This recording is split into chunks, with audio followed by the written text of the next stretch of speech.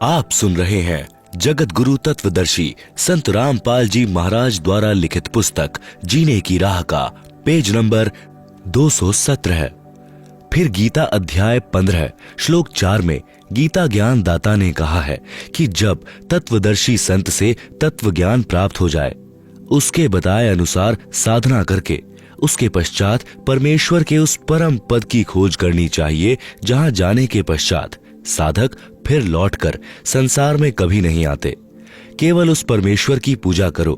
गीता अध्याय 7 श्लोक 29 में गीता ज्ञान दाता ने कहा है, जरा मरण मोक्षाय माम आश्रित्य यतन्ति ये ते तत् ब्रह्म विदुः कृतस्नम अध्यात्मम कर्म च अखिलम।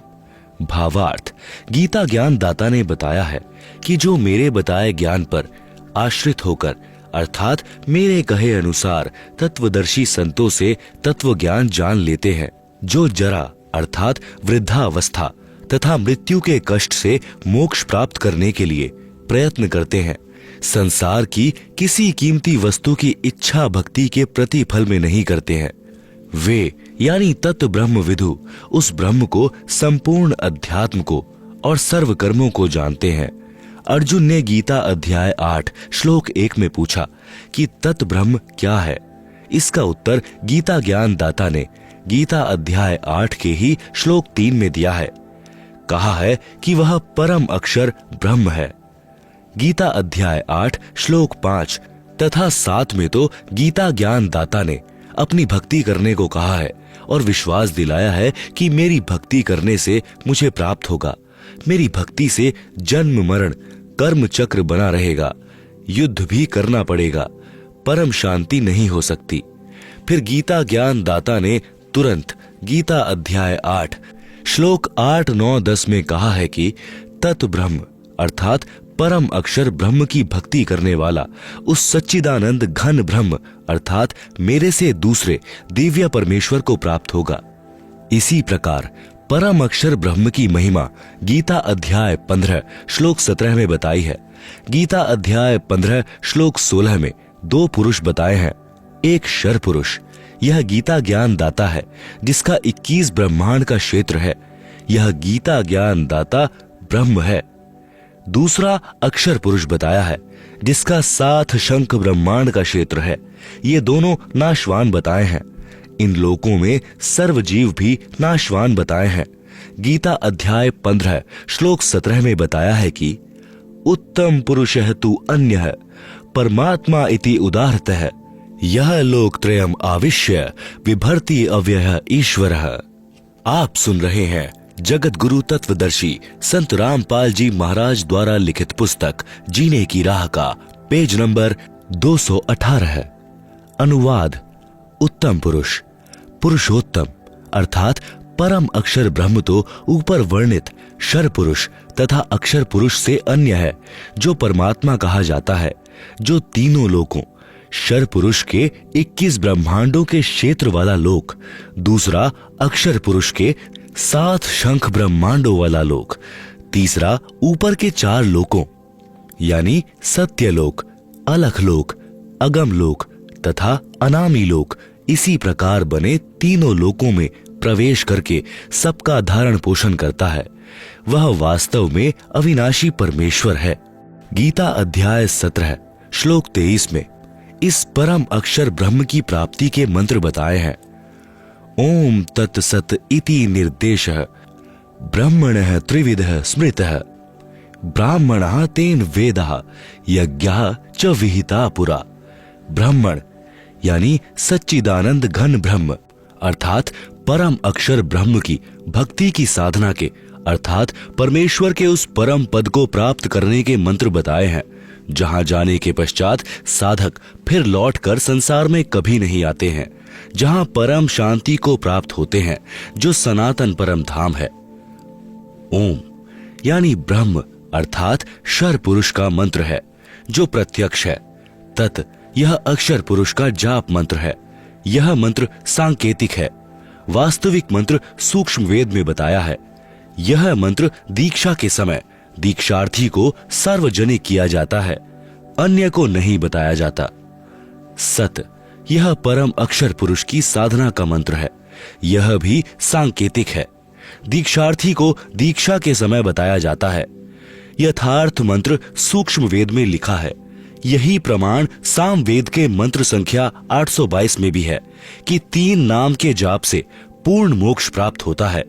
संख्या नंबर 822 सामवेद उतारचिक अध्याय 3 खंड नंबर 5 श्लोक नंबर 8 संत रामपाल दास द्वारा भाषा भाष्य।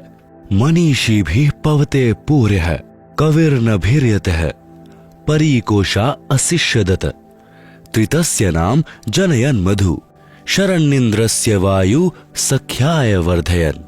शब्दार्थ पुवर्य है यानी सनातन अर्थात सबसे प्रथम प्रकट। कविर नभि यानी कबीर परमेश्वर मानव रूप धारण करके अर्थात गुरु रूप में प्रकट होकर मनीषी भी यानी बुद्धिमान भक्तों को, त्रि यानी 3, नाम यानी मंत्र अर्थात नाम उपदेश देकर, पवते यानी पाप रहित यानी पवित्र करके, जनयन यानी जन्म व शरण है यानी मृत्यु से, न यानी रहित करता है, तथा तस्य यानी उसके, वायुम यानी प्राण अर्थात जीवन श्वासों को जो संस्कार वश गिनती के डाले हुए होते हैं, कोशान अपने भंडार से, सख्याय मित्रता के आधार से, परि पूर्ण रूप से, वर्धयन बढ़ाता है, यतः जिस कारण से, इंद्रस्य परमेश्वर के, मधु वास्तविक आनंद को, अशिष्यदत अपने आशीर्वाद प्रसाद से प्राप्त करवाता है। आप सुन रहे हैं जगत गुरु तत्वदर्शी संत रामपाल जी महाराज द्वारा लिखित पुस्तक जीने की राह का पेज नंबर 219। भावार्थ इस मंत्र में स्पष्ट किया है कि पूर्ण परमात्मा कबीर अर्थात कबीर मानव शरीर में गुरु रूप में प्रकट होकर प्रभु प्रेमियों को 3 नाम का जाप देकर सत्य भक्ति कराता है तथा उस मित्र भक्त को पवित्र करके अपने आशीर्वाद से पूर्ण परमात्मा अर्थात अपनी प्राप्ति का मार्ग बताकर पूर्ण सुख प्राप्त कराता है, साधक की आयु बढ़ाता है। यही प्रमाण गीता अध्याय 17 श्लोक 23 में है कि ओम तत् सत इति निर्देशः ब्रह्मणः त्रिविध स्मृतः। भावार्थ है कि पूर्ण परमात्मा को प्राप्त करने का ओम तत् सत यह मंत्र जाप स्मरण करने का निर्देश है। इस नाम को तत्वदर्शी संत से प्राप्त करो। तत्वदर्शी संत के विषय में गीता अध्याय 4 श्लोक नंबर 34 में कहा है तथा गीता अध्याय नंबर 15 श्लोक नंबर 1 व 4 में तत्वदर्शी संत की पहचान बताई तथा कहा है कि तत्वदर्शी संत से तत्व ज्ञान जानकर उसके पश्चात उस परम पद परमेश्वर की खोज करनी चाहिए, जहां जाने के पश्चात साधक लौटकर संसार में नहीं आते अर्थात पूर्ण मुक्त हो जाते हैं। उसी पूर्ण परमात्मा से संसार की रचना हुई है। विशेष उपरोक्त विवरण से स्पष्ट हुआ कि पवित्र चारों वेद भी साक्षी हैं कि पूर्ण परमात्मा ही पूजा के योग्य हैं। उसका वास्तविक नाम कबीर देव यानी कबीर परमेश्वर है तथा 3 मंत्र के नाम का जाप करने से ही पूर्ण मोक्ष होता है। यह 3 मंत्र का जाप चारों वेदों के सारांश श्रीमद् भगवद गीता में प्रमाण है कि इससे वह स्थान प्राप्त होता है जहां जाने के बाद साधक लौटकर कभी संसार में नहीं आते, जो सनातन परम धाम है, जहां जाने के पश्चात परम शांति प्राप्त होती है। वेदों व गीता में यह अनमोल 3 नाम का मंत्र अस्पष्ट अर्थात सांकेतिक है। इसलिए चारों वेदों व गीता अनुसार साधना करने से वह स्थान व परमात्मा प्राप्त नहीं हो सकता। इसलिए गीता अध्याय 4 श्लोक 32 तथा 34 में गीता ज्ञान दाता ने स्पष्ट किया है कि यज्ञों अर्थात धार्मिक अनुष्ठानों का यथार्थ ज्ञान ब्रह्मण मुखे सच्चिदानंद घन ब्रह्म अर्थात परम अक्षर ब्रह्म अपने मुख कमल से वाणी बोलकर बताता है। वह सच्चिदानंद घन ब्रह्म की वाणी कही जाती है। उसे तत्व ज्ञान तथा सूक्ष्म वेद भी कहते हैं। उसके जानने के पश्चात सर्व पापों से मुक्त हो जाता है, जिसमें संपूर्ण भक्ति मंत्र तथा विधि बताई है। गीता अध्याय 4 श्लोक 32, गीता अध्याय 4 श्लोक 34। उस तत्व ज्ञान को तू तत्वदर्शी संतों के पास जाकर समझ। उनको दंडवत प्रणाम करने से, कपट छोड़कर नम्रता पूर्वक प्रश्न करने से वे परमात्मा तत्व को भली भांति जानने वाले ज्ञानी महात्मा तुझे तत्व ज्ञान का उपदेश करेंगे। गीता अध्याय 4 श्लोक 34। सज्जनों, वह तत्वदर्शी संत यह दास यानी संत रामपाल दास है। वह तत्व ज्ञान मेरे पास है। मेरे अतिरिक्त वर्तमान में किसी के पास नहीं है। विश्व में लगभग 7 अरब मानव आबादी है। इन अरबों मनुष्यों में मेरे अतिरिक्त कोई इस ज्ञान को जानने वाला नहीं है। गीता अध्याय 7 श्लोक 12 से 15 तक तो गीता ज्ञान दाता ने तीनों गुणों यानी रजगुण ब्रह्मा जी, सतगुण विष्णु जी तथा तम गुण शिव जी की भक्ति करने वाले, पहला राक्षस स्वभाव को धारण किए हुए, दूसरा मनुष्यों में नीच, तीसरा दूषित कर्म करने वाले, चौथा मूर्ख मेरी भक्ति भी नहीं करते। आप सुन रहे हैं जगत गुरु तत्वदर्शी संत रामपाल जी महाराज द्वारा लिखित पुस्तक जीने की राह का पेज नंबर 220। फिर गीता ज्ञान दाता ने गीता अध्याय 7 श्लोक 16 से 18 तक अपनी साधना करने वालों की स्थिति बताई है कि मेरी भक्ति 4 प्रकार के, पहला आर्थ, दूसरा अथार्थी, तीसरा जिज्ञासु, चौथा ज्ञानी करते हैं। इनमें केवल ज्ञानी साधक श्रेष्ठ बताया, परंतु वह भी तत्व ज्ञान न होने के कारण मेरे वाली अर्थात ब्रह्म की अनुतम अर्थात घटिया गति में ही स्थित रह गया। गीता अध्याय 7 श्लोक 19 में गीता ज्ञान दाता ने कहा है कि मेरी पूजा भी जन्म जन्मांतरों के अंत के जन्म में कोई ज्ञानी आत्मा ठीक से करता है, अन्यथा अन्य उपासना में ही लगे रहते हैं। यह बताने वाला महात्मा तो बहुत दुर्लभ है कि केवल वासुदेव अर्थात सर्वगतम ब्रह्म ही सब कुछ है। उसी की भक्ति से परम शांति प्राप्त होती है। उसी की भक्ति से सनातन परम धाम प्राप्त होता है।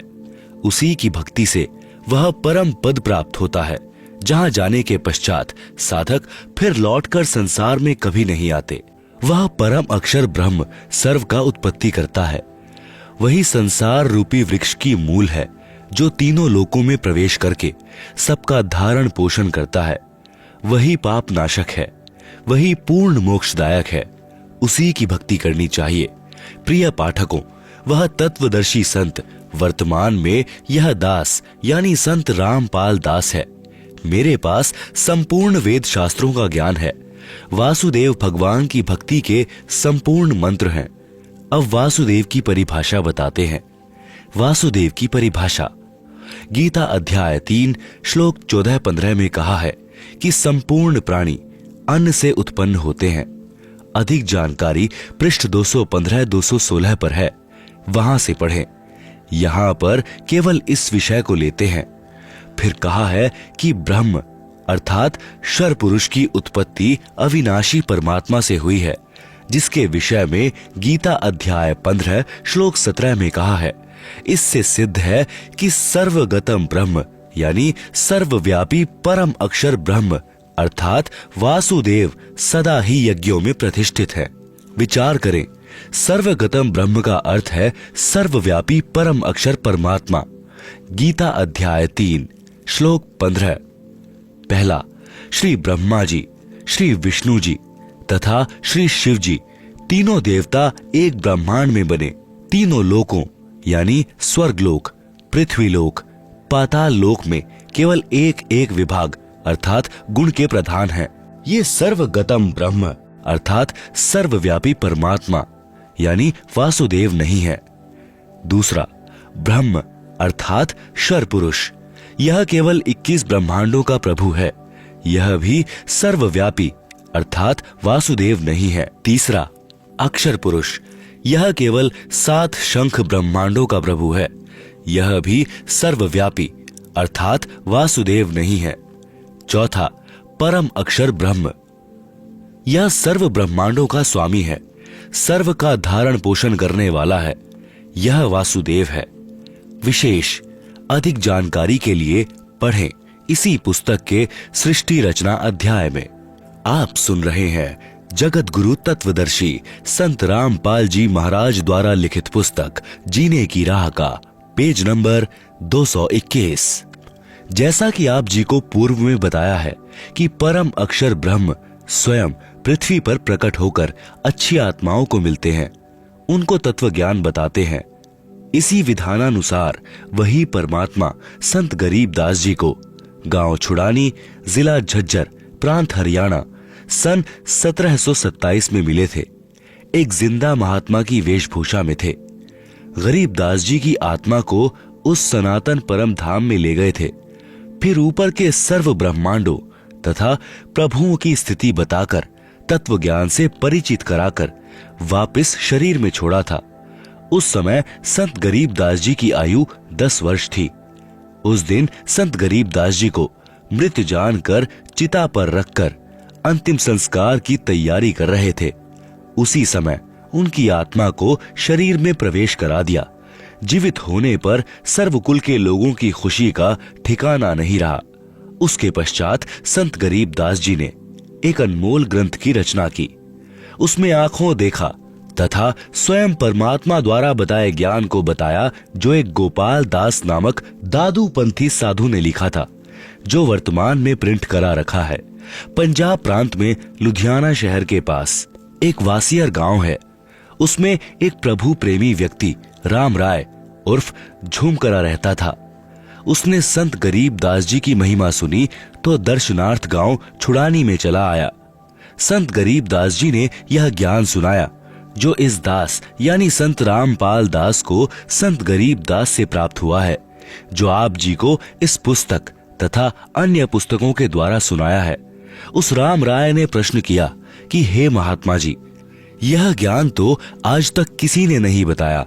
संत गरीबदास जी ने वाणी के द्वारा बताया, कोटियों मध्य कोई नहीं, राई झूम करा, अरबों में कोई गरक सुनो, राई झूम करा। अनुवाद व भावार्थ। संत गरीबदास जी ने बताया कि यह ज्ञान करोड़ों में किसी के पास नहीं मिलेगा, अरबों में किसी एक के पास मिलेगा। वह संत सर्व ज्ञान संपन्न, संपूर्ण साधना के मंत्रों से गरक अर्थात परिपूर्ण होता है। प्रिय पाठकों, वह संत वर्तमान में बरवाला जिला हिसार वाला है। ज्ञान समझो और लाभ उठाओ। प्रश्न, प्राचीन काल से चली आ रही भक्ति की साधना को आप गलत कैसे कह सकते हो? जैसे तप सर्व ऋषि जन किया करते थे, हम सर्व हिंदू समाज में देख रहे हैं। सब हरे कृष्णा हरे राम, राधे राधे श्याम मिला दे, ओम नमः शिवाय, ओम नमो भगवते वासुदेवाय नमः, जय सिया राम, राधे श्याम, ओम तत्सत में से कोई एक मंत्र का जाप करते आ रहे हैं, वर्तमान में भी कर रहे हैं। श्री रामचंद्र जी, श्री कृष्ण जी को हम पूर्ण परमात्मा मानते हैं, इसलिए इनके नाम जपते हैं। आप इन नाम जाप मंत्रों को व्यर्थ जाप बताते हैं। स्पष्टीकरण दें। आप सुन रहे हैं जगत गुरु तत्वदर्शी संत रामपाल जी महाराज द्वारा लिखित पुस्तक जीने की राह का पेज नंबर 222। उत्तर, प्राचीन काल में यदि यह साधना होती और ये मंत्र होते तो श्रीमद् भगवद गीता अध्याय 4 श्लोक 1-2 में गीता ज्ञान दाता ये नहीं कहते कि यह योग अर्थात जो भक्ति विधि मैं गीता ज्ञान में बता रहा हूं, अब यह लुप्त प्राय हो गया है, नष्ट हो गया है। यह ज्ञान तथा भक्ति मैंने सूर्य देव से कही थी। फिर मनु ने अपने पुत्र इक्ष्वाकु को कहा। फिर कुछ राज ऋषियों ने जाना। अब बहुत समय से अर्थात द्वापर से बहुत समय पहले से ही लुप्त था तथा मनु, इक्ष्वाकु आदि सर्व सतयुग के प्रथम चरण में हुए थे।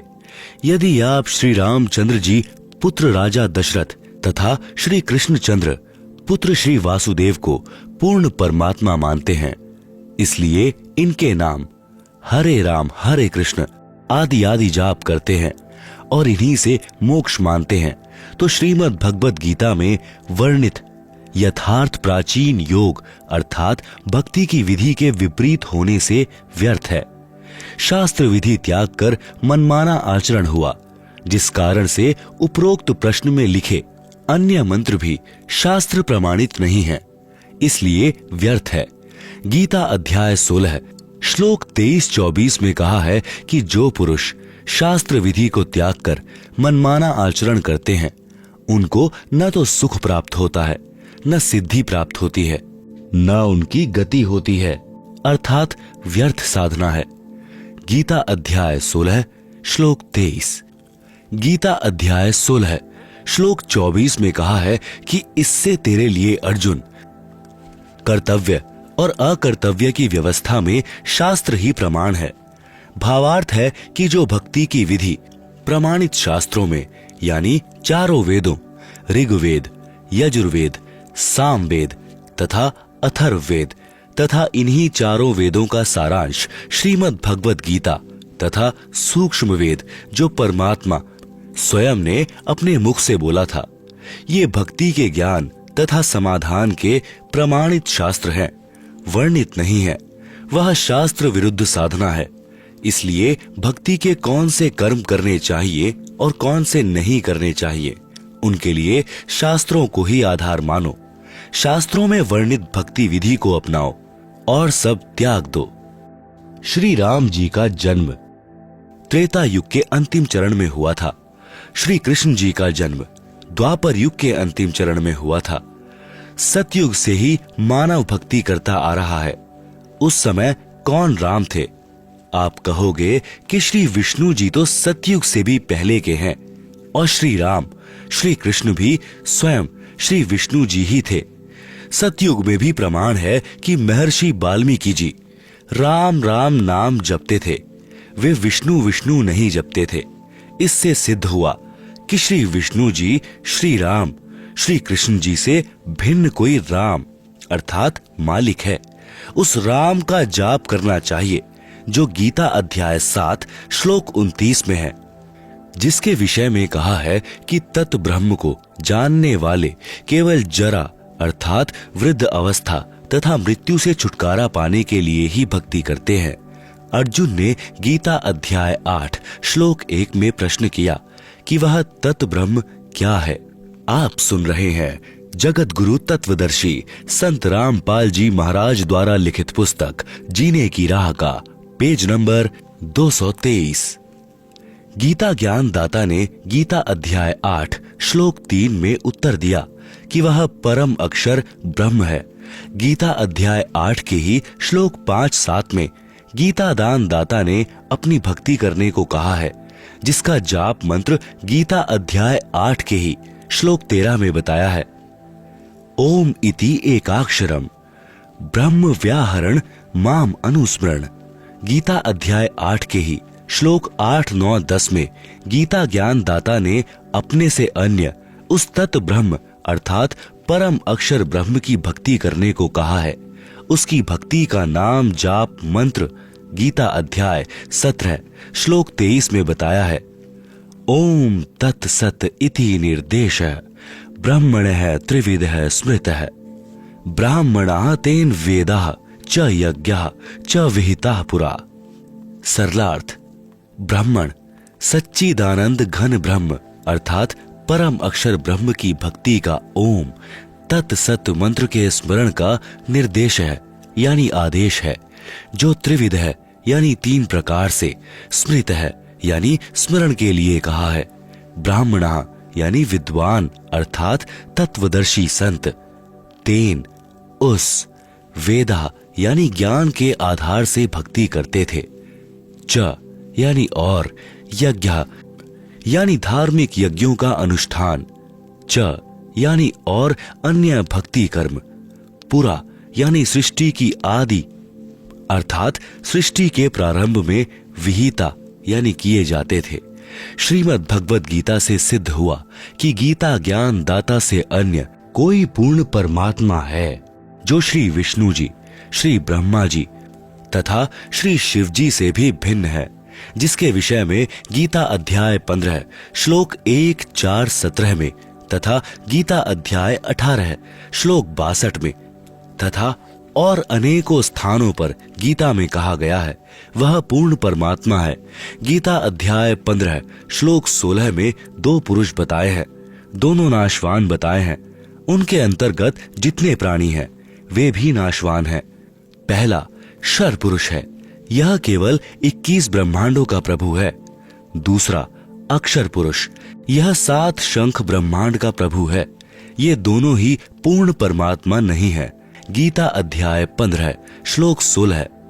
गीता अध्याय 15 श्लोक 17 में गीता ज्ञान दाता ने कहा है कि उत्तम है पुरुष है तू अन्य है, अर्थात पुरुषोत्तम तो कोई ऊपर वर्णित दोनों पुरुषों यानी शर पुरुष तथा अक्षर पुरुष से भिन्न है, जिसको परमात्मा इति उदाहृत है यानी परमात्मा कहा गया है।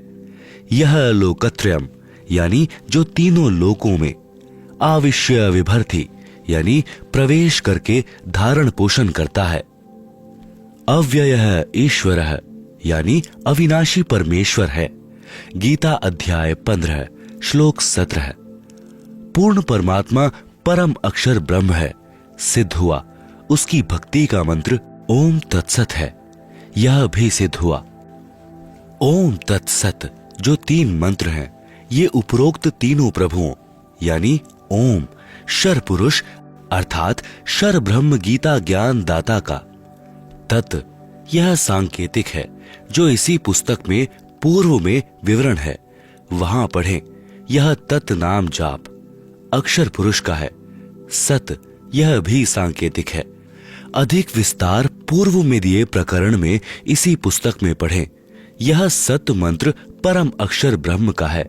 श्रीमद् भगवद गीता में ये पूर्ण मोक्ष प्राप्ति के सांकेतिक मंत्र हैं, जो आज तक यानी सन 2012 तक किसी ने नहीं स्पष्ट किए।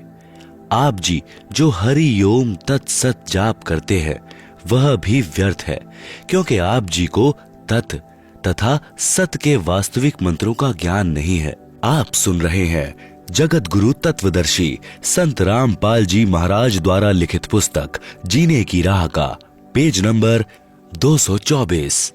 उदाहरण, एक धनी व्यक्ति ने अपने धन को अपने घर में गड्ढा खोदकर दबा दिया। उस स्थान का केवल धनी व्यक्ति को ही पता था।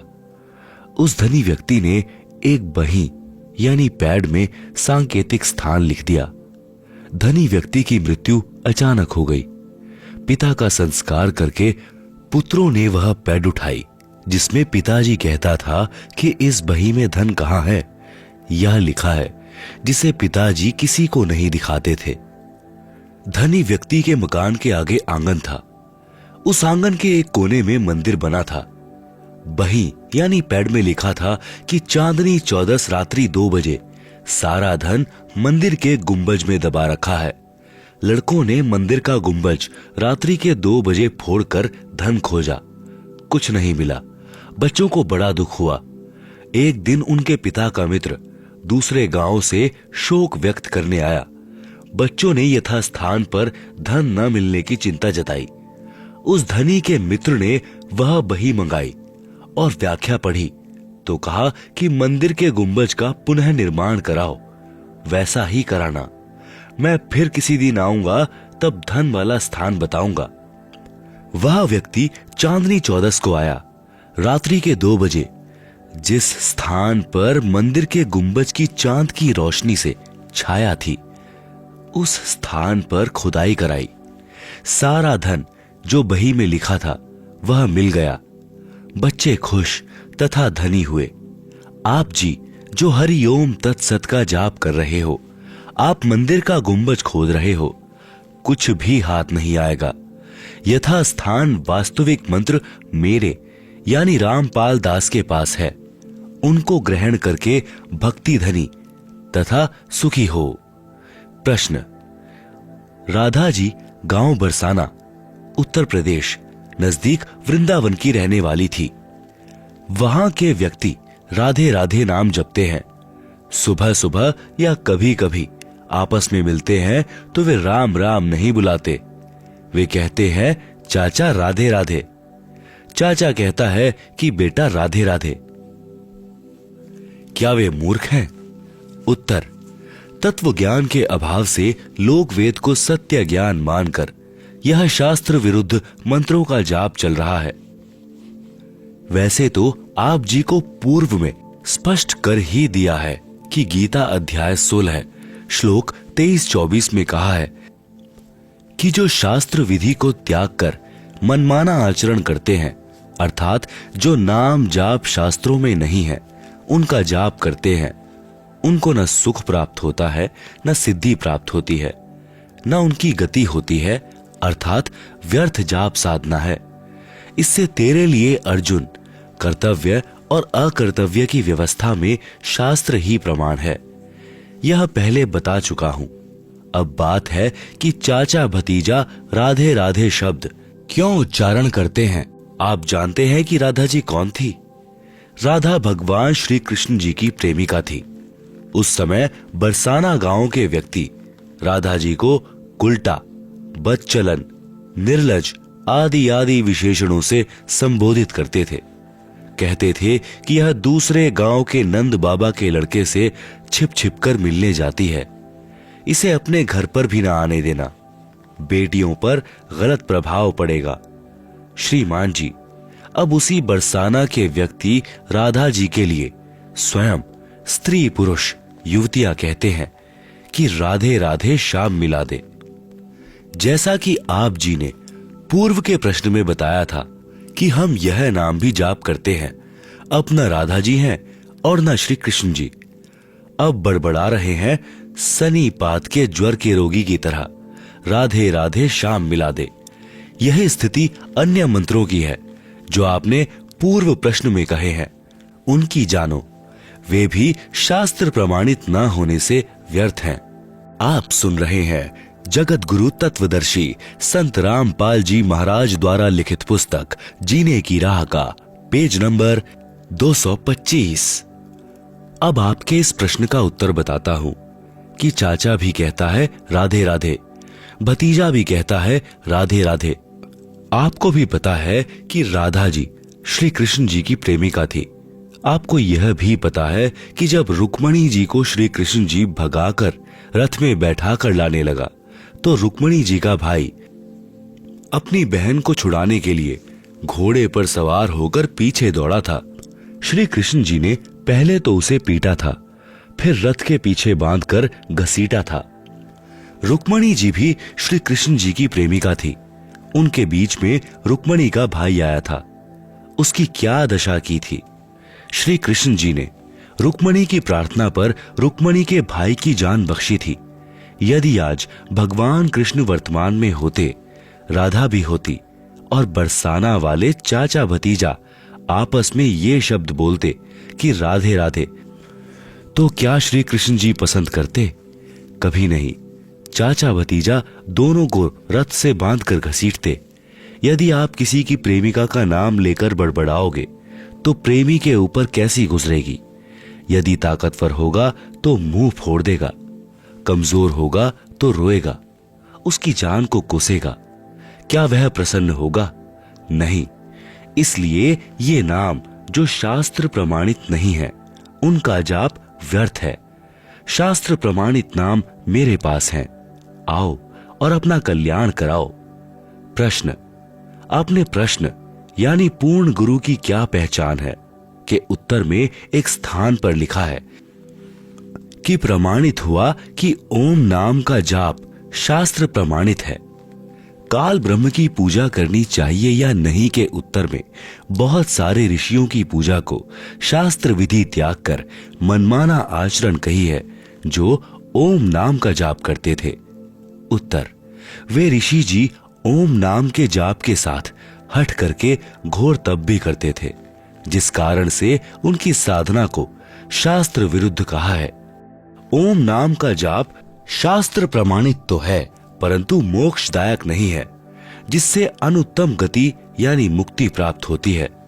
इसलिए उन ऋषियों की पूजा विधि शास्त्र विरुद्ध है। वेद तथा गीता में उस पूर्ण परमात्मा की भक्ति करने को कहा है। उसकी भक्ति न करके मनमानी पूजा शास्त्र विरुद्ध है। आप सुन रहे हैं जगत गुरु तत्वदर्शी संत रामपाल जी महाराज द्वारा लिखित पुस्तक जीने की राह का पेज नंबर 226। प्रश्न, महर्षि वाल्मीकि जी तो सत्य युग में हुए थे, वे भी राम राम जपते थे, क्या यह मंत्र भी शास्त्र प्रमाणित नहीं है? उत्तर, पूर्व में बताया है कि गीता अध्याय 4 श्लोक 1-2 में गीता ज्ञान दाता ने बताया है कि यह ज्ञान मैंने सूर्य को सुनाया था, उसने अपने पुत्र मनु जी को सुनाया, फिर कुछ एक राज ऋषियों को प्राप्त हुआ। सत्य युग के प्रारंभ में ही ये सब सूर्य, मनु व राजर्षि हुए हैं। उनके बाद यह ज्ञान नष्ट हो गया था। महर्षि वाल्मीकि जी को सप्तऋषि मिले थे, उन्होंने तपस्या करके सिद्धियां प्राप्त की थी। वही हठ योग करके तप विधि महर्षि वाल्मीकि जी को उन्होंने बता दी। जिस हठ योग तप को महर्षि वाल्मीकि जी ने तन मन से श्रद्धा से किया, कुछ समय उपरांत शरीर के ऊपर के भाग यानी सिर में से आवाज सुनाई दी थी, वह थी राम राम। उसी शब्द का उच्चारण महर्षि वाल्मीकि जी तपस्या के दौरान करने लगे। सुनने वालों को ऐसा लगता है जैसे ये मरा मरा बोल रहे हैं, वास्तव में राम राम का ही उच्चारण करते थे। उनको तपस्या का परिणाम मिला, उनमें सिद्धियां प्रवेश हो गई, उनकी दिव्य दृष्टि खुल गई, जिस कारण से उन्होंने श्री रामचंद्र जी के जन्म से हजारों वर्ष पूर्व ही रामायण अर्थात श्री रामचंद्र जी के जन्म की जीवन की सर्व घटनाएं लिख दी थी। ग्रंथ का नाम है वाल्मीकि रामायण, जो संस्कृत भाषा में लिखी गई थी। राम राम के जाप से कोई आध्यात्मिक लाभ नहीं होता, परंतु परमात्मा का बोधक शब्द होने से, उच्चारण करने से परमात्मा की भूल नहीं पड़ती। इसलिए राम नाम के उच्चारण का प्रचलन हिंदू धर्म में प्राचीन समय से है। जैसे स्वामी रामानंद जी राम राम शब्द से संबोधित करते थे, उसके शिष्य भी एक दूसरे को राम राम से संबोधित करते थे, परंतु जाप मंत्र ओम था। इसी प्रकार हम कबीर पंथी सत साहेब बुलाते हैं, हमारा जाप मंत्र अन्य है, उसी भक्ति से भगवान तक जाया जाता है। सूक्ष्म वेद में कहा है, सतगुरु मिले तो इच्छा मेटे, पद मिल पदे समाना, चल हंसाउस लोक पठाऊं, जो अजर अमर अस्थाना, चार मुक्ति जहां चंपी करती, माया हो रही दासी, दास गरीब अभय पद पर से, मिले राम अविनाशी। भक्ति किस प्रभु की करनी चाहिए? गीता अनुसार। इसलिए सूक्ष्म वेद में कहा कि भजन करो उस रब का, जो दाता है कुल सबका। श्रीमद् भगवद गीता अध्याय 15 श्लोक 1 से 4 तथा 16-17 में कहा है कि यह संसार ऐसा है जैसे पीपल का वृक्ष है। जो संत इस संसार रूपी पीपल के वृक्ष की मूल यानी जड़ों से लेकर तीनों गुणों रूपी शाखाओं तक सर्वांग भिन्न भिन्न बता देता है, सह वेदवित यानी वह वेद के तात्पर्य को जानने वाला है, अर्थात वह तत्वदर्शी संत है। आप सुन रहे हैं जगत गुरु तत्वदर्शी संत रामपाल जी महाराज द्वारा लिखित पुस्तक जीने की राह का पेज नंबर 227। अपने द्वारा रची सृष्टि का ज्ञान तथा वास्तविक अध्यात्म ज्ञान परमात्मा स्वयं पृथ्वी पर प्रकट होकर अपने मुख कमल से सुनाता है। प्रमाण के लिए पढ़ें निम्न वेद मंत्र। इन मंत्रों की फोटोकॉपी कृपया देखें पुस्तक गीता तेरा ज्ञान अमृत में, जिनका अनुवाद आर्य समाज के प्रवर्तक महर्षि दयानंद तथा उसके अनुयायियों ने किया है। उसकी त्रुटियां लेखक यानी संत रामपाल दास ने शुद्ध की हैं।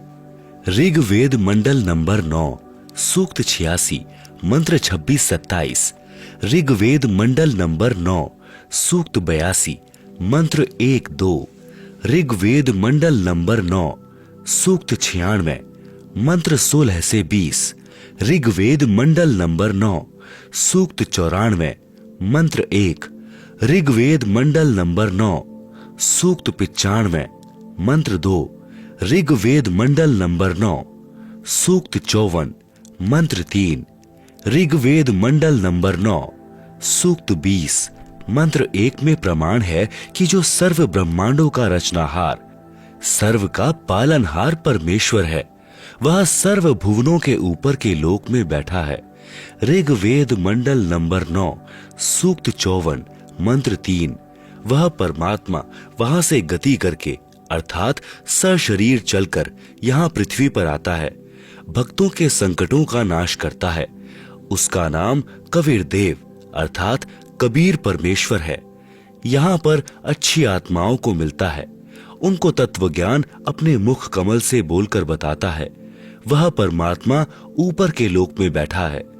ऋग्वेद मंडल नंबर 9 सूक्त 86 मंत्र 26-27, मंडल 82 मंत्र 1-2 तथा मंडल 9 सूक्त 20 मंत्र 1। परमात्मा पृथ्वी पर कवियों की तरह आचरण करता हुआ विचरण करता है। ऋग्वेद मंडल नंबर 9 सूक्त 94 मंत्र 1। परमात्मा अपने मुख से वाणी बोलकर साधकों को भक्ति करने की प्रेरणा करता है। परमात्मा भक्ति के गुप्त मंत्रों का आविष्कार करता है। ऋग्वेद मंडल नंबर 9 सूक्त 95 मंत्र 2। परमात्मा तत्व ज्ञान को कबीर वाणी यानी कबीर वाणी द्वारा लोकोक्तियों, दोहों, चौपाइयों द्वारा बोलकर सुनाता है। वह कबीर देव यानी कबीर परमेश्वर है जो संत रूप में प्रकट होता है। उस परमेश्वर द्वारा ऋषि या संतों द्वारा रची असंख्यों वाणियां जो तत्व ज्ञान है, वे उसके अनुयायियों के लिए अमृत तुल्य आनंददायक होती हैं। वह परमेश्वर प्रसिद्ध कवियों में से भी एक प्रसिद्ध कवि की पदवी भी प्राप्त करते हैं। उनको कवि कहते हैं, परंतु वह परमात्मा होता है। वह परमात्मा तीसरे मुक्ति धाम यानी सत्यलोक में विराजमान है। जैसे मनुष्य अन्य वस्त्र धारण करता है, ऐसे ही वह परमात्मा भिन्न भिन्न रूपों में पृथ्वी पर प्रकट होता है। उपरोक्त ऋग्वेद के मंत्रों से स्पष्ट है कि परमात्मा अपने अमर धाम से चलकर पृथ्वी पर प्रकट होता है। वह अच्छी आत्माओं को मिलता है। वह तत्वदर्शी संत की भूमिका करके तत्व ज्ञान दोहों, चौपाइयों, शब्दों द्वारा बोलता है। उस परमेश्वर ने सन 1398 से 1518 तक 120 वर्ष पृथ्वी पर भारतवर्ष की पावन धरती पर काशी शहर में जुलाहे यानी धानक के रूप में रहकर तत्व ज्ञान बताया था। कबीर साहब कहते हैं, अक्षर पुरुष एक पेड़ है, शर पुरुष वाकी डार, तीनों देवा शाखा है, पात रूप संसार। आप सुन रहे हैं जगत गुरु तत्वदर्शी संत रामपाल जी महाराज द्वारा लिखित पुस्तक जीने की राह का पेज नंबर 228। विशेष कबीर वाणी पुस्तक में एक वाणी ऐसे भी लिखी है, अक्षर पुरुष वृक्ष का तना है, शर पुरुष है डार, त्रय देव शाखा भय, पात जानो संसार। सरलार्थ, वृक्ष का जो हिस्सा पृथ्वी से बाहर दिखाई देता है, उसकी जानकारी बताई है कि वृक्ष का जो तना होता है उसे तो अक्षर पुरुष जाने। तने के ऊपर कई मोटी डार निकलती हैं, उनमें से एक डार को शर पुरुष जाने। फिर उस डार के मानो 3 शाखा निकली हैं। वे तीनों देवता रजगुण ब्रह्मा जी, सतगुण विष्णु जी तथा तमगुण शिव जी जाने, और उन शाखाओं पर लगे पत्ते जीव जंतु जाने। परमेश्वर कबीर जी ने तत्व ज्ञान में सब ज्ञान बताया है। गीता अध्याय 4 श्लोक 32 में भी कहा है कि यज्ञों अर्थात धार्मिक अनुष्ठानों की जानकारी ब्रह्मणः मुखे यानी सच्चिदानंद घन ब्रह्म अर्थात परम अक्षर ब्रह्म ने अपने मुख कमल से बोली, वाणी में विस्तार के साथ कही है। वह तत्व ज्ञान है। गीता अध्याय 4 श्लोक 34 में कहा है कि जो तत्व ज्ञान परमात्मा स्वयं बताता है, उसको उसके कृपा पात्र संत ही समझते हैं। उस तत्व ज्ञान को तू तत्वदर्शी संतों के पास जाकर समझ। उनको दंडवत प्रणाम यानी पृथ्वी पर पेट के बल लंबा लेटकर प्रणाम करके नम्रता पूर्वक प्रश्न करने से वे तत्वदर्शी संत तत्व ज्ञान का उपदेश करेंगे। परमेश्वर ने यह तत्व ज्ञान स्वयं पृथ्वी पर प्रकट होकर बताया था। गीता अध्याय 15 श्लोक 1 में तत्वदर्शी संत की पहचान बताई है। जो संत संसार रूपी वृक्ष को मूल यानी जड़ से लेकर सर्व अंगों को जानता है, वह तत्वदर्शी संत है। अब जाने संसार रूपी वृक्ष के सर्वांग। पहला, मूल यानी जड़। यह परम अक्षर ब्रह्म है जो सबका मालिक है, सबकी उत्पत्ति करता है, सबका धारण पोषण करने वाला है, जिसकी जानकारी गीता अध्याय 8 श्लोक 1 के प्रश्न का उत्तर गीता अध्याय 8 के ही श्लोक 3, 8, 9, 10 तथा 20, 21, 22 में दिया है। उसी का वर्णन गीता अध्याय 15 श्लोक 17 में है। जैसे गीता अध्याय 15 श्लोक 16 में दो पुरुष बताए हैं, एक शर पुरुष, दूसरा अक्षर पुरुष। ये दोनों तथा इनके अंतर्गत जितने शरीरधारी प्राणी हैं वे सब नाशवान हैं। जीव आत्मा तो किसी की नहीं मरती। गीता अध्याय 15 के ही श्लोक 17 में कहा है कि उत्तम पुरुष है, अर्थात पुरुषोत्तम तो अन्य है, अन्य ही है, जिसे परमात्मा इति उदाहृत है, यानी परमात्मा कहा जाता है। यह लोकत्रयम यानी जो तीनों लोकों में अविश्य विभर्ति यानी प्रवेश करके सबका धारण पोषण करता है, अव्यय है, ईश्वर है, अविनाशी परमेश्वर है। यह परम अक्षर ब्रह्म संसार रूपी वृक्ष की मूल यानी जड़ रूप परमेश्वर है। यह वह परमात्मा है जिसके विषय में संत गरीब दास जी ने कहा है, भजन करो उस रब का जो दाता है कुल सबका। आप सुन रहे हैं जगत गुरु तत्वदर्शी संत रामपाल जी महाराज द्वारा लिखित पुस्तक जीने की राह का पेज नंबर 229। यह असंख्यों ब्रह्मांडों का मालिक है। यह शर पुरुष तथा अक्षर पुरुष का भी मालिक तथा उत्पत्ति करता है। दूसरा अक्षर पुरुष, यह संसार रूपी वृक्ष का तना जाने, यह 7 शंख ब्रह्मांडों का मालिक है, नाशवान है। तीसरा शर पुरुष, यह गीता ज्ञान दाता है, इसको शर ब्रह्म भी कहते हैं। इसे संसार वृक्ष की डार जानो, यह केवल 21 ब्रह्मांडों का मालिक है, नाशवान है। चौथा तीनों देवता, रजगुण ब्रह्मा, सतगुण विष्णु तथा तमगुण शिव, संसार रूपी वृक्ष की 3 शाखाएं। ये एक ब्रह्मांड में बने 3 लोकों यानी पृथ्वी लोक, पाताल लोक तथा स्वर्ग लोक में एक एक विभाग के मंत्री हैं, मालिक हैं। जैसे रजगुण विभाग के श्री ब्रह्मा जी मालिक हैं, जिसके प्रभाव से सर्व प्राणी संतानोत्पत्ति करते हैं। सतगुण विभाग के श्री विष्णु जी मालिक हैं, जिससे एक दूसरे में ममता बनी रहती है, कर्मानुसार सर्व का किया फल देते हैं। तमोगुण विभाग के श्री शंकर जी मालिक हैं, जिसके कारण सर्व का अंत होता है। और पात रूप में संसार के प्राणी जानो, यह है संसार रूपी वृक्ष के सर्वांगों की भिन्न भिन्न जानकारी। यह ज्ञान स्वयं परमेश्वर कबीर जी ने अपने मुख कमल से बोला था।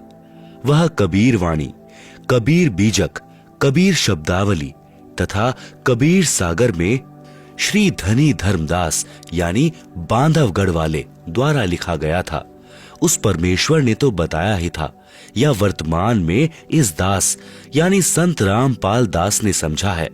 यह कृपा परमेश्वर कबीर जी की ही है कि संपूर्ण अध्यात्म ज्ञान मुझे प्राप्त है। गीता अध्याय 15 श्लोक 1 के अनुसार तत्वदर्शी संत की पहचान से भी यह सिद्ध हुआ कि यह दास यानी संत रामपाल दास वह तत्वदर्शी संत है। आप सुन रहे हैं जगत गुरु तत्वदर्शी संत रामपाल जी महाराज द्वारा लिखित पुस्तक जीने की राह का पेज नंबर 230। गीता अध्याय 15 श्लोक 1 से 4 तथा 16 से 17 का सारांश रूप में ऊपर जड़ नीचे शाखा वाला उल्टा लटका हुआ संसार रूपी वृक्ष का चित्र दिया गया है, जिसे आप पुस्तक में देख सकते हैं। आप सुन रहे हैं जगत गुरु तत्वदर्शी संत रामपाल जी महाराज द्वारा लिखित पुस्तक जीने की राह का पेज नंबर 231। पुनः प्रसंग पर आते हैं कि भजन करो उस रब का जो दाता है कुल सबका। अभी तक तो यही बताया है कि भक्ति करनी चाहिए, परंतु अब यह स्पष्ट करते हैं कि भक्ति किसकी करें। 1 श्री ब्रह्मा जी रजगुण की, या 2 श्री विष्णु जी सतगुण की, या 3 तम गुण श्री शिव जी रूपी तीनों शाखाओं की, या फिर 4 शर पुरुष गीता ज्ञान दाता डार की, या 5 अक्षर पुरुष तना की, या 6 परम अक्षर पुरुष यानी मूल की। उदाहरण, यदि हम नर्सरी से कोई आम का पौधा लाते हैं, उसको अपने खेत या घर के आंगन में रोपते हैं, तो कैसे रोपते हैं? जमीन में गड्ढा खोदते हैं, पौधे की मूल यानी जड़ों को गड्ढे में रखकर मिट्टी से ढक देते हैं। फिर पौधे की मूल यानी जड़ों में पानी से सिंचाई करते हैं, खाद डालते हैं, अर्थात पौधे की जड़ की पूजा करते हैं। जड़ों से आहार तने में, तना अपने अनुसार आहार रखकर बचा हुआ आगे डार में भेज देता है। डार अपने लिए आवश्यक आहार रखकर शेष शाखाओं में भेज देती है। इसी प्रकार शाखाएं शेष भोजन पत्तों तक भेजती हैं। इस प्रकार वह पौधा पेड़ बनकर फल देता है। पाठक जन बहुत बुद्धिमान हैं, समझ गए होंगे कि हमने किस परमात्मा की पूजा करनी चाहिए। सूक्ष्म वेद में परमेश्वर कबीर जी ने बताया है कि एक है साधे सब सधे, सब साधे सब जाए, माली सींचे मूल को, फूले फले अदाए। एक मूल मालिक की पूजा करने से सर्व देवताओं की पूजा हो जाती है, जो शास्त्रानुकूल है। जो तीनों देवताओं में से 1 या 2 श्री विष्णु सतगुण तथा श्री शंकर तम गुण की पूजा करते हैं, या तीनों की पूजा इष्ट रूप में करते हैं, तो वह गीता अध्याय 13 श्लोक 10 में वर्णित अव्यभिचारिणी भक्ति न होने से व्यर्थ है। जैसे कोई स्त्री अपने पति के अतिरिक्त अन्य पुरुष से शारीरिक संबंध नहीं करती, वह अव्यभिचारिणी स्त्री है। जो कई पुरुषों से संपर्क करती है, वह व्यभिचारिणी होने से समाज में निंदनीय होती है। वह पति के दिल से उतर जाती है। शास्त्रानुकूल साधना अर्थात सीधा बीजा हुआ भक्ति रूपी पौधे का चित्र इसी पुस्तक के पृष्ठ 232 पर व शास्त्र विरुद्ध साधना अर्थात उल्टा बीजा हुआ भक्ति रूपी पौधा पृष्ठ 233 पर देखें। आप सुन रहे हैं जगत गुरु तत्वदर्शी संत रामपाल जी महाराज द्वारा लिखित पुस्तक जीने की राह का पेज नंबर 232। शास्त्रानुकूल साधना अर्थात सीधा बीजा हुआ भक्ति रूपी पौधे का चित्र दिया गया है, जिसे आप पुस्तक में देख सकते हैं। जगत गुरु तत्वदर्शी संत रामपाल जी महाराज द्वारा लिखित पुस्तक जीने की राह के पेज नंबर 233 में शास्त्र विरुद्ध साधना अर्थात उल्टा बीजा हुआ भक्ति रूपी पौधे का चित्र दिया गया है, जिसे आप पुस्तक में देख सकते हैं। आप सुन रहे हैं जगत गुरु तत्वदर्शी संत रामपाल जी महाराज द्वारा लिखित पुस्तक जीने की राह का पेज नंबर 234। उपरोक्त प्रमाणों से स्पष्ट हुआ कि एक मूल मालिक की भक्ति करने से साधक का आत्म कल्याण संभव है। अन्य प्रमाण गीता अध्याय 3 श्लोक 10 से 15 में इसी उपरोक्त भक्ति का समर्थन किया है। गीता अध्याय 3 श्लोक 10। प्रजापति ने अर्थात कुल के मालिक ने सृष्टि के आदि में यज्ञ सहित अर्थात धार्मिक अनुष्ठानों के ज्ञान सहित प्रजाओं को उत्पन्न करके आदेश दिया था कि तुम सब धार्मिक अनुष्ठानों द्वारा वृद्धि को प्राप्त हो। यह यज्ञ अर्थात धार्मिक अनुष्ठान तुम लोगों को इच्छित भोग प्रदान करने वाले हैं। गीता अध्याय 3 श्लोक 10। इस शास्त्रानुकूल धार्मिक अनुष्ठान द्वारा देवताओं यानी संसार रूपी पौधे की शाखाओं को उन्नत करो अर्थात पूर्ण परमात्मा यानी मूल मालिक को इष्ट मानकर साधना करने से शाखाएं अपने आप उन्नत हो जाती हैं, जैसा कि पूर्व में स्पष्ट हो चुका है। फिर वे देवता शाखाएं बड़ी होकर फल देंगी। तुम लोगों को उन्नत करें अर्थात जब हम शास्त्रानुकूल साधना करेंगे तो हमारे भक्ति कर्म बनेंगे। कर्मों का फल ये तीनों देवता श्री ब्रह्मा जी, श्री विष्णु जी तथा श्री शिव जी रूपी शाखाएं ही देते हैं। इस प्रकार एक दूसरे को उन्नत करते हुए तुम्हारा कल्याण होगा तथा इससे दूसरे परमात्मा को प्राप्त हो जाओगे। यह ज्ञान गीता ज्ञान दाता बता रहा है। गीता अध्याय 3 श्लोक 11। शास्त्रानुकूल किए गए यज्ञ अर्थात अनुष्ठानों द्वारा बढ़ाए हुए देवता अर्थात संसार रूपी पौधे की शाखाएं तुम लोगों को बिना मांगे ही इच्छित भोग निश्चय ही देते रहेंगे। जैसे पौधे की मूल की सिंचाई करने से पौधा पेड़ बन जाता है, वह शाखाएं फलों से लदपद हो जाती हैं। फिर उस वृक्ष की शाखाएं अपने आप प्रति वर्ष फल देती रहेंगी। यानी आप जी का किया शास्त्रानुकूल भक्ति कर्म का फल जो संचित हो जाता है, उसे यहीं देवता आपको देते रहेंगे। आप मांगो या ना मांगो। यदि उन देवताओं द्वारा दिया गया आपका कर्म संसार का धन पुनः धर्म में नहीं लगाया तो वह साधक भक्ति का चोर है। वह भविष्य में पुण्य रहित होकर हानि उठाता है। गीता अध्याय 3 श्लोक 12। यज्ञ से बचे हुए अन्न को खाने वाले संत जन सब पापों से मुक्त हो जाते हैं। भावार्थ है कि तत्वदर्शी संत सर्वप्रथम परम अक्षर ब्रह्म को भोग लगाकर फिर बचे हुए भोजन को सर्व भक्तों में वितरित करता है। यह पहचान है सत्य साधना की। तो वह संत सर्व भक्ति मंत्र भी शास्त्रानुकूल देता है, जिस कारण से साधक सर्व पापों से मुक्त होकर सत्य लोक में चला जाता है। और जो पापी लोग शास्त्र विधि अनुसार धार्मिक क्रियाएं नहीं करते या धर्म नहीं करते, केवल अपने शरीर पोषण के लिए अन्न पकाते हैं, वे तो पाप को ही खाते हैं। गीता अध्याय 3 श्लोक 13। संपूर्ण प्राणी अन्न से उत्पन्न होते हैं अर्थात अन्न खाने से शरीर में संतानोत्पत्ति का पदार्थ बनता है, जिससे सर्व प्राणियों की उत्पत्ति होती है। अन्न की उत्पत्ति वृष्टि से होती है। वर्षा शास्त्र विधि अनुसार किए गए यज्ञ अर्थात धार्मिक अनुष्ठान से होती है। यज्ञ अर्थात धार्मिक अनुष्ठान शास्त्रों में वर्णित विधि से किए जाते हैं। कर्म को ब्रह्म अर्थात शर पुरुष से उत्पन्न हुए जान। क्योंकि हम ब्रह्म यानी काल के लोक में आए हैं, तो हमको कर्म करके ही सब प्राप्त होता है। जब हम सत्य लोक में थे तब बिना कर्म किए सब प्राप्त था। इसलिए कहा है कि कर्म को ब्रह्म यानी काल से उत्पन्न जान तथा ब्रह्म यानी काल की उत्पत्ति अविनाशी परमात्मा से हुई, जिसका वर्णन गीता अध्याय 15 श्लोक 17 में है तथा सृष्टि रचना अध्याय में पढ़ें। इससे सिद्ध होता है कि सर्वगतम ब्रह्म यानी सर्वव्यापी परम अक्षर परमात्मा अर्थात परम अक्षर ब्रह्म सदा ही यज्ञों में अर्थात धार्मिक अनुष्ठानों में प्रतिष्ठितम यानी प्रतिष्ठित हैं। अर्थात सब धार्मिक क्रियाओं में परम अक्षर ब्रह्म ईष्ट रूप में पूज्य है।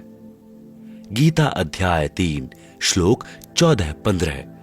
परम अक्षर ब्रह्म गीता ज्ञान दाता से अन्य है गीता ज्ञान दाता ने स्वयं गीता अध्याय 18 श्लोक 62 में कहा है कि हे भारत, तू सर्व भाव से उस परमेश्वर अर्थात परम अक्षर ब्रह्म की शरण में जा। उस परमेश्वर की कृपा से ही तू परम शांति को तथा शाश्वत स्थान अर्थात सनातन परम धाम को प्राप्त होगा। गीता अध्याय 15 श्लोक 4 में गीता ज्ञान दाता ने बताया है कि तत्वदर्शी संत मिलने के पश्चात तत्व ज्ञान रूपी शस्त्र द्वारा अज्ञान को काटकर परमेश्वर के उस परम पद की खोज करनी चाहिए, जहां जाने के पश्चात साधक फिर लौटकर कभी संसार में जन्म नहीं लेते, अर्थात उनको सनातन परम धाम प्राप्त हो जाता है, जहां परम शांति है, कोई कष्ट नहीं है, वहां मृत्यु नहीं होती, वहां वृद्धावस्था नहीं होती, किसी पदार्थ का अभाव नहीं है। जिस परमेश्वर से संसार रूपी वृक्ष की प्रवृत्ति विस्तार को प्राप्त हुई है, उसी परमेश्वर की भक्ति करनी चाहिए। गीता अध्याय 13 श्लोक 17 में गीता ज्ञान दाता ने बताया है कि वह पर ब्रह्म अर्थात मेरे से दूसरा प्रभु, दूसरे शब्दों में परम अक्षर ब्रह्म, यानी जिसके विषय में गीता अध्याय 8 श्लोक 3 में कहा है, ज्योतियों का भी ज्योति, माया से अति परे कहा जाता है, बोध रूप यानी जानने योग्य परमात्मा तत्व ज्ञान से प्राप्त करने योग्य है और सबके हृदय में विशेष रूप से स्थित है। गीता अध्याय 13 श्लोक 17 विचार करें, जिस तत्व ज्ञान से परम अक्षर ब्रह्म प्राप्त होता है उसे सूक्ष्म वेद भी कहते हैं। उसका ज्ञान गीता ज्ञान दाता को नहीं है। इसलिए गीता ज्ञान दाता ने गीता अध्याय 4 श्लोक 32 तथा 34 में बताया है कि यज्ञों अर्थात धार्मिक अनुष्ठानों का विस्तार पूर्वक ज्ञान स्वयं ब्रह्मण्य मुखे सच्चिदानंद घन ब्रह्म परमात्मा अर्थात परम अक्षर ब्रह्म अपने मुख कमल से बोलकर बताता है। जो सच्चिदानंद घन ब्रह्म की वाणी कही जाती है उसे तत्व ज्ञान कहते हैं। उसे जानकर साधक सर्व पापों से मुक्त हो जाता है। गीता अध्याय 4 श्लोक 32। पाठकों से निवेदन है कि गीता अध्याय 4 श्लोक 32 के मूल पाठ में ब्रह्मण्य शब्द है। गीता प्रेस गोरखपुर से प्रकाशित गीता या अन्य स्थानों से प्रकाशित गीता में अनुवादकों ने ब्रह्मण्य का अर्थ वेद किया है, जो गलत है। गीता अध्याय 17 श्लोक 23 में भी ब्रह्मण्य शब्द है। उसमें अनुवादकों ने ठीक अर्थ सच्चिदानंद घन ब्रह्म किया है। इसलिए गीता अध्याय 4 श्लोक 32 में ब्रह्मण्य मुखे का अर्थ सच्चिदानंद घन ब्रह्म के मुख कमल से उच्चारित वाणी में करना उचित है।